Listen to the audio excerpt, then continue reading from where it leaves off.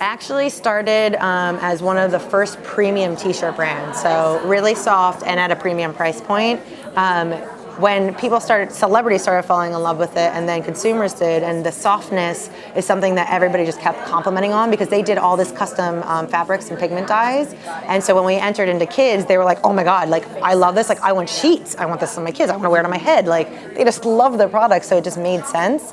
But what's interesting is the people that didn't enter in from the t-shirt market, people would buy it as like the first baby gift for people because like they knew it was like an elevated brand, like people would love it, it's so soft, it's cute, it's colorful. And so we're learning this dynamic about, okay, there's people that enter in from the women's category and there's people that enter in from the kids. And how do we create a lifestyle that just makes sense for both of them? So our consumer profile, there's one page that we have it visually laid out that has all of our data points that we did consumer research from that. I also work very closely with my head of e-com. So this brings her to life visually. I worked with my head of e-com to also understand where's our traffic coming from, what other sites is she on, to kind of get a feel for it.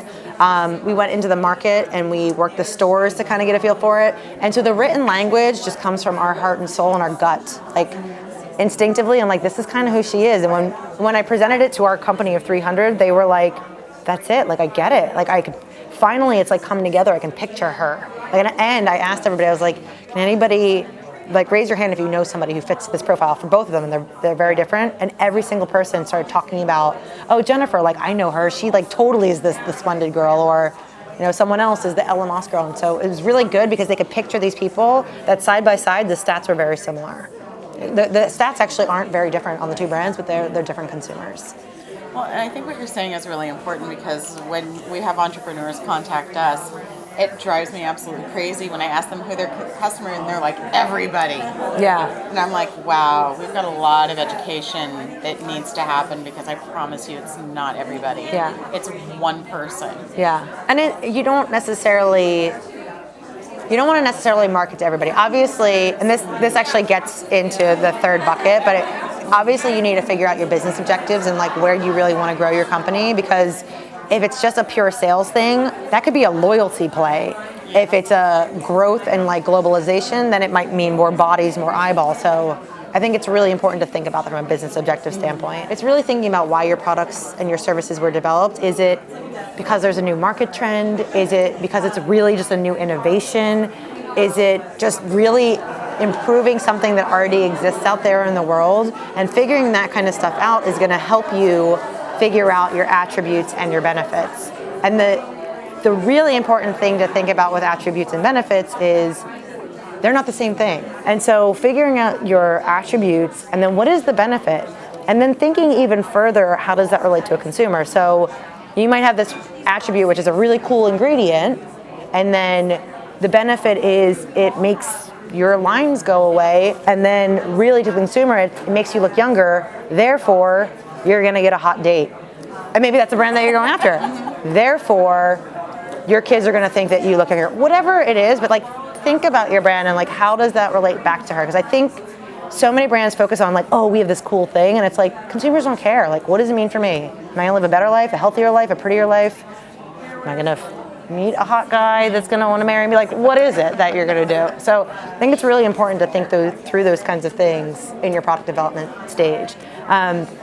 Coming out of product development obviously is your physical product, your packaging, but I think the third step is a really, really crucial one, and one that seems very daunting sometimes to a company, but really building out your business objectives and your goals. And I'm sure all of you have seen them because I have, where it's just like, it's like either these like daunting charts and I'm like, I don't even know what this means for me or how we're gonna achieve this, or it's like, we're gonna make $100 million by the end of the year. I'm like, yeah, okay. It's good, get at it. But I think really figuring out what your business goals and aligning the right departments to do it is so important, because it's gonna take you to that next phase for your marketing strategy, which is really important, I think, to all of you guys. Because if your business goals are achieving a certain percent of sales, that changes the way you think. So let's take, for instance, sales. As a marketer, if my company was only focused on sales and there was nothing else that we cared about, as much as I would want to do some really awesome campaign and maybe I'd want to do print or outdoor, that might drive more brand awareness than sales. Maybe I'm better spent thinking about building an incentive program for my salespeople. And if I can get them to convert more, and if I can get them to sell one more t-shirt, I'm gonna improve sales better than I'm gonna do by doing a brand awareness campaign. If your business objective is profitability, it's a different question, because profitability means, okay, well, maybe I'm selling a t-shirt, now all my sales are great and I'm selling it at 100, but it costs me 90, my sales aren't gonna be where they need to be for a profitability level. So do I need to think about my distribution channels? Do I need to think about maybe the quality of products? Do I need to outsource how I'm making my products? As a marketer, do I need to change my budget and think about, okay, well, if we really need to be profitable as a company versus sales, maybe I need to give them some of my budget so the profitability isn't hung up in operational costs. So it's important to think about these business objectives and then what, in this next phase, your marketing strategy is to ladder up to it. And that, I think a lot of people and marketers, they're like, well, our business objectives is to increase sales by X%, so that's what my marketing objectives are. No, it's not. It's not what it is. So look at, these are just examples of marketing goals, but if your business objectives are about sales or profitability or growing your customer base or building loyalty, whatever those things are, figure out the right marketing goals that directly ladder up to it. So it might be traffic, it might be conversion.